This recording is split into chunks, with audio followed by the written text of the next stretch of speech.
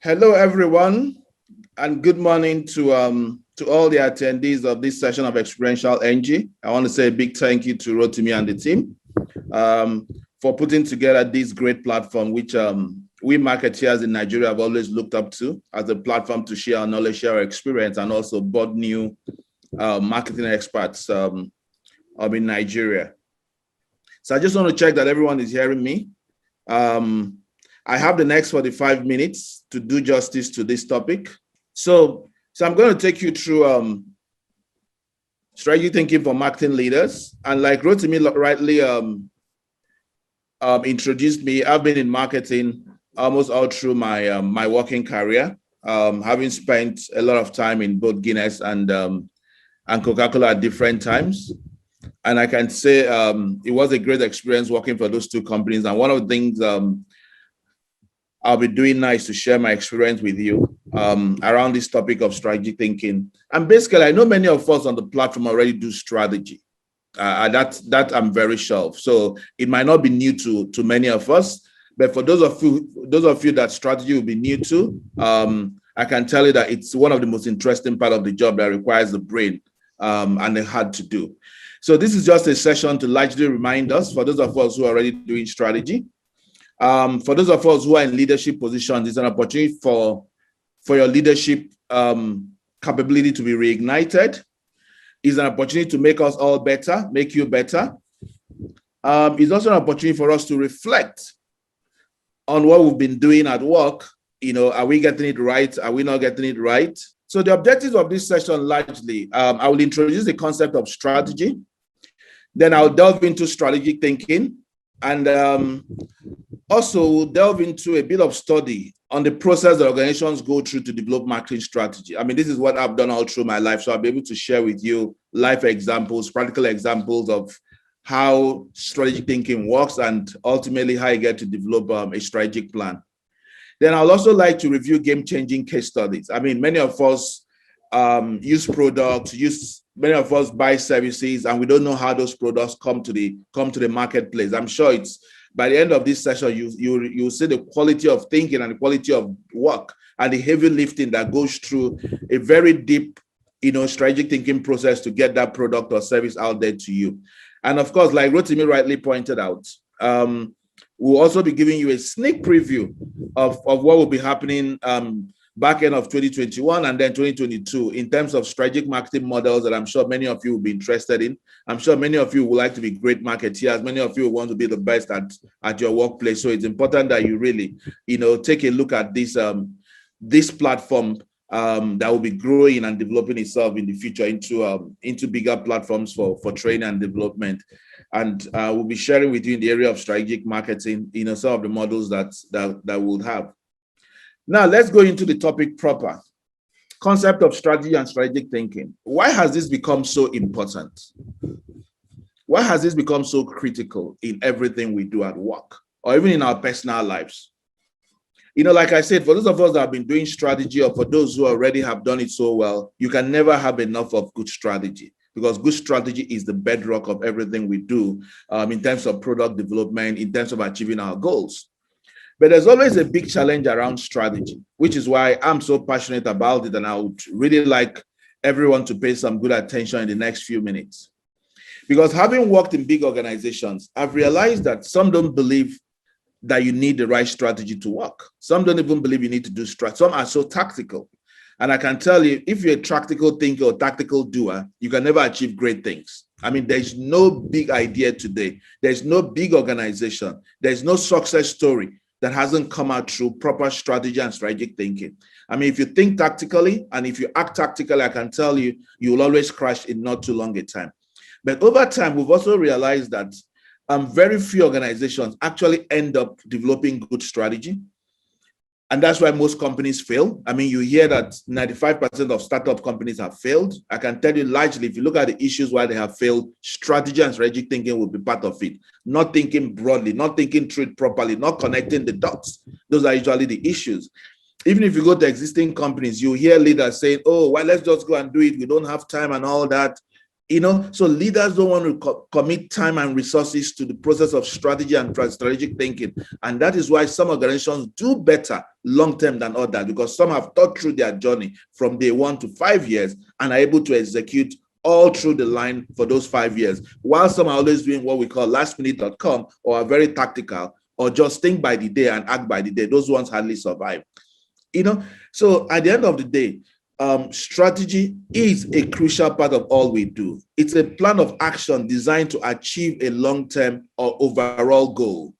So if you're planning to build an organization, if you're planning to build a brand, if you're starting a company or you're starting a product and you want that product to really survive the market for 5-10 years, then you've got to think at least 5 years or 3 years. So that's the whole idea of saying strategy, is a plan of action, and that action are different activities, that make up the action over time, to help you achieve your long-term or overall goal. So it mustn't be a 5-year thing. So for instance, if it's an activity, if it's a goal that you have to achieve in 6 months, you can also have a strategy to achieve your goal in 6 months. But largely for most organizations, strategy will usually longer than 1 year.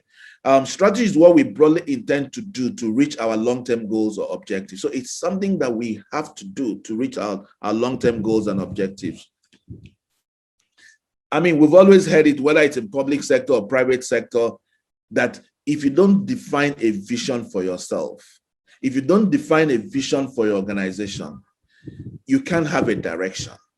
So it is important that everyone within a team, it's important that everyone within an organization clearly have goals, mapped out goals, and are following the direction. And it is this strategic plan, it is this strategic thinking process that helps encapsulate, puts together that whole journey for you, just so that it is clear and everybody sings from the same hymn book, from the same strategy hymn book, for the same evaluation and implementation hymn book. So that is the whole essence of why we should do strategy. But more importantly, in my words, strategy binds our game, what I call game, which is goals, activity, measurement, and evaluation. And let me be very clear. If you do not have a goal, don't even start a strategy, because I don't know how, it's not possible. If you don't have a clear goal, you can't go through a strategic thinking process. You can't run a strategy, because ultimately the essence of a strategy is to help you achieve your goal. So the first thing in this process is even understand where you want to go to. Where am I heading to? In very clear terms. That is the goal. If you don't have it, don't bother starting at all. You can't have a strategy. You're just wasting time. It is then your goals that will then define through that process of strategic thinking that you then begin to have activities. You begin to have how you measure those activities, and then how you evaluate what you have done. And ultimately, that's why I say that strategy binds your game plan and creates a strong link to execution. More often than not in organizations, I'm sure many of you work in great organizations, you always say, you know what? Our execution is not linked to strategy. Everything we agreed to do, we're acting differently. That is because you don't have a strong strategic plan. Because if you have a strong strategic plan, it will be linked to each other. There will be dots connecting your strategy to your final execution and even measurement. So ultimately, strategic thinking is an intentional and rational thought process that focuses on the analysis of critical factors and variables that will influence the long-term achievement of set goals. Strategic thinking is a very deep process. And you get to see that in some of the tools I'm going to share. You'll see that in some of the frameworks I'm going to share. It is deep. It is all-encompassing. It is rigorous if you want to do it well. It requires what I call heavy lifting, if you want to go through that process. And that is why many organizations get it wrong. If you don't want to really invest time, invest resources, invest the right people, invest the patience, in going through that strategic thinking. I'm sure many of you, even in your personal lives, when you sit down to crack a problem, when you sit down to think, I can imagine, the depth it requires. I can imagine, you want to go to a quiet place, you want to invest time, you don't want anybody to disturb you. It's the same process. You have to process a lot of information. You have to gather a lot of information. All that is required for your strategic thinking process to make sense. So it's deep, it's wide, it's all encompassing. It involves quite a lot. Now, I would borrow this strategic tool from McKinsey. It's a great one I love to share. and it just basically tells you about the rules of strategic thinking. And this is almost like the rule of the thumb. I mean, it's not cast in stone. You could also have some additional rules, I can tell you, but like I said earlier, strategic thinking process it seeks for hard information. It's not it's not surface driven. You've got to be deep. You've got to ask a lot of questions. Strategic thinking process is fact-based. You can't run a strategy based on hearsay, based on I think, based on I want to guess, based on internet information. You can't do that. Strategic thinking has to be fact-based and a lot of logical information, meaning you've got to analyze, and then begin to mold some logics, build algorithms based on a pattern and all that. The most interesting part of strategic thinking, is the fact that you question everything, even the ones that have not been questioned. You always ask the why. You can never be shy of asking why. Even for the things you assume you always question them. You peel the onion completely till you get to the core. That is one of the key elements of strategic thinking. Again, I mean, based on this McKinsey tool, it also says that it's very pervasive. I said that earlier. I mean, it is wide, it penetrates, it is deep. It's not a surface thing. You keep penetrating, you keep going down until you hit what we call the aha moment. If you've not hit the aha moment, or if you've not met the eureka moment, then you are not there. You've got to keep asking why. It's pervasive until you get a logical sense of something that really works for you. And then, of course, I mean, strategic thinking is not about the usual. It's about exploring for what you don't. It's about exploring beyond what you know. So I would say for everything you do in strategic thinking or in molding your strategy, these 4 basic rules, are very critical. Like I said, this is a rule of thumb. I mean, there might be as many other rules that you can apply depending on your organization, but just ensure that you follow a framework or a set of rules that matter. Now, I said earlier that strategic thinking starts with knowing where you are going. If you don't know where you are going, forget it. You can't even, I mean, it's like, let's even take a simple trip. You get into your car and you don't know where you're driving to. So how are you going to move? You're going to be so confused. I mean, you can't even start your ignition if you don't know where you're going to. I mean, if it's where you have to use the navigator, I mean, you can't even set your navigator. I mean, imagine a pilot who doesn't have a trip. Where are you going to fly to? How are you going to set all the parameters of the plane to know your distance, to know your flight route, to know if the weather is okay? It's impossible. So a good example is basically when a pilot's flight, you must be very clear, even before the journey. Where am I going to? Where am I going to stop? And usually when pilots fly, a pilot is not saying I'm going to Nigeria. No. Or let's even use an airport in US. I mean, like if you go to a place like Washington, D.C., I'm sure they probably have like 3-4 airports. It doesn't say I'm flying to Washington, D.C. No, it tells you the particular airport. So that is how strategy is. That's how strategic thinking is. You've got to be laser focused, laser clear on where you're heading to. So that is the first thing, even before you say anything. And I've used a typical flight journey, to try to explain it. And so there are basically 3 other things that basically matter in terms of when you're going through the strategic process. So there's got to be a position. So beyond the fact that you need to know where you're heading to, you need to really understand your strategic position. So for you to take a flight, you must be somewhere. It must be somewhere. A pilot is not going to start his flight from his bedroom or from his hotel or from the city. No, a pilot's flight starts from when he gets into that plane and takes a position in the plane. Then he has a clear position. Then he can then scan the environment, because that is very, very important. Then also one of the critical things is also your strategic choices. Now, when a pilot has gotten into the plane and begins to basically set his route map and begins to do the weather checks and all that, I'm sure you know that he has the option to basically set his parameters to give you the best flight. So most times they'll tell you, the weather is not so great, so we have to like do this, do a detour and all that, or fly low and all that. That's exactly what strategic choices are, because it's never one size fits all. You've got to make choices. And then, of course, at the end of the day, when the pilot has set the plane and the plane takes off, there is a strategy in action. There's a process. He has set the map and it takes off. So typically, these are the three key fundamentals, that are required, in a strategic thinking process. Now, for different organizations, whether it's a service industry, whether it's manufacturing industry or whatever, there are different strategic thinking frameworks that work for everyone. There's so many of them. Now, I have three here, and all of them, if you look at them, they all lead to the same thing.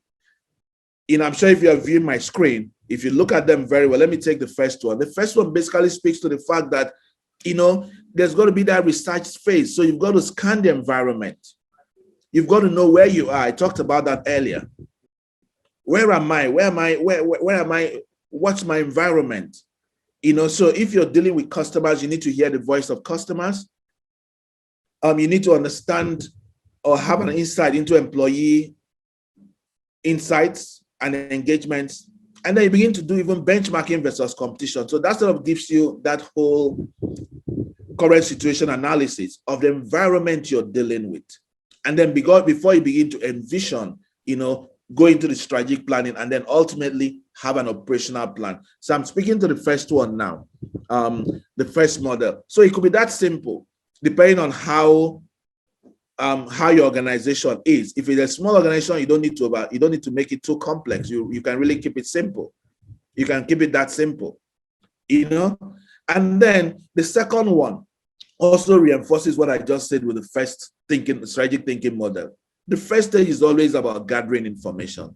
You can analyze what is changing, and you'll see examples. So if you have an existing product, or you are in a particular business, whether it's insurance, banking, or whatever, the first thing you have to do basically in this strategic planning process is analyze what is changing. Doing a strategic audit. What is happening in the market? What's happening with consumers? What's happening in the nation? What's happening in the global space? And then things changing. What do we have to learn? Then you reflect on all the information you've gotten, all the things you know. Now, I'm speaking to the ones in the yellow band. And then, of course, you go into formulating ideas. So with all you are predicting ideas. So you get into that predictive stage. Based on what we know, could it be A? Could A work, or could it be B or C? And then you then go into deciding where you should be going to, after having different choices. And of course, in doing that, you are minding the gaps, knowing fully well that, there are risk and opportunities. So you do your risk metrics and all that. Ultimately, it still leads you to a plan of actions, creating more options, checking options that make sense, deciding to implement, and of course, implementing and evaluating. So typically, I'm sure these slides will be shared with you. The three frameworks from three different organizations, look very similar, and ultimately lead you through the same journey, and it's the same output. So I'm just saying, strategic thinking process it's same everywhere. It's same principle, it's same framework, it's same thought process, it's the same depth of work that is required anywhere. Depending on irrespective of the organization, irrespective of the country, irrespective of the life stage of the organization, whether it's big or small. All that might just be different is the complexity and the time you spend, and the time you need to spend.